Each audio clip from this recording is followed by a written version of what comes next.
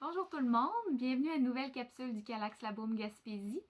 Aujourd'hui, c'est moi, Joanie Caron, intervenante au point de service de la Côte de Gaspé, qui prend quelques instants de votre journée pour vous parler de la trousse médico-légale. Donc, qu'est-ce que c'est que la trousse médico-légale?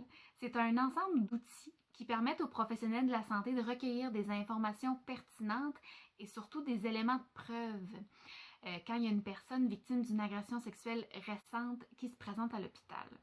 Donc, en plus évidemment de s'assurer de la santé physique de la victime, donc dépister les ITSS, prévenir une grossesse, soigner des blessures physiques si jamais c'est nécessaire, on va pouvoir, à l'aide de la trousse, recueillir des éléments qui vont grandement aider à faire progresser l'enquête policière. Concrètement, quand on parle de trousse, c'est une boîte en carton, tout simplement, dans laquelle on va retrouver plusieurs formulaires que l'intervenant qui rencontre la victime à son arrivée va remplir et tout ce qu'il faut pour faire des prélèvements sur le corps de la personne. Évidemment, toutes les victimes n'auront pas besoin que tous les prélèvements soient faits. Seuls ceux qui sont pertinents dépendamment de ce qui s'est passé pendant l'agression vont être faits. Ce qui est recherché, c'est toute trace de sang, de sperme ou de salive qui permettrait d'identifier le profil génétique de l'agresseur. Il y a deux choses qu'il faut savoir, puis ça va être les deux seules choses que je vais vous parler aujourd'hui parce que c'est ce qui est important. D'abord, il faut savoir que la trousse médico-légale avec prélèvement peut se faire seulement jusqu'à 5 jours suivant une agression. Passé ce délai-là, c'est ce qu'on appelle la trousse médico-sociale qu'on va utiliser.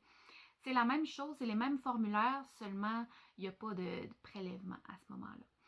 Pourquoi il y a une limite de 5 jours?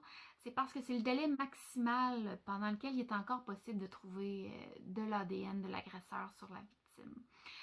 Évidemment, plus tôt les prélèvements vont être faits suivant une agression sexuelle, meilleures vont être les chances de retrouver des éléments de preuve.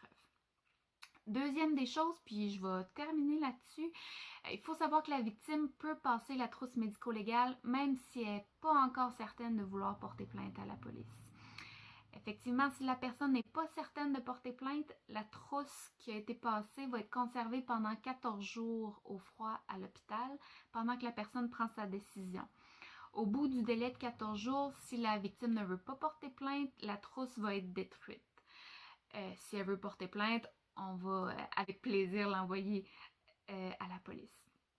Ceci étant dit, on va quand même laisser dans le dossier médical de la personne les formulaires qui ont été remplis et ce qu'on appelle une lame de réserve.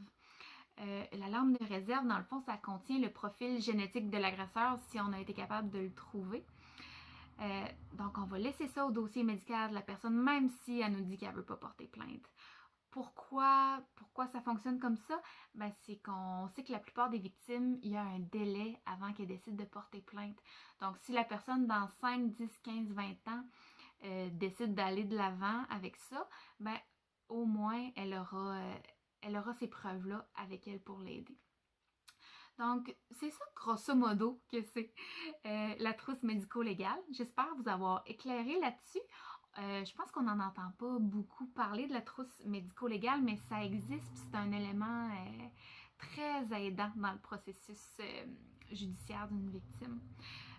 S'il vous reste des questions à ce sujet-là ou sur n'importe quel autre, n'hésitez pas à prendre contact avec n'importe quel intervenant du CALAC, ça nous ferait plaisir de vous répondre. Donc là-dessus, je vous laisse, je vous souhaite une bonne journée et on se reparle bientôt. Au revoir.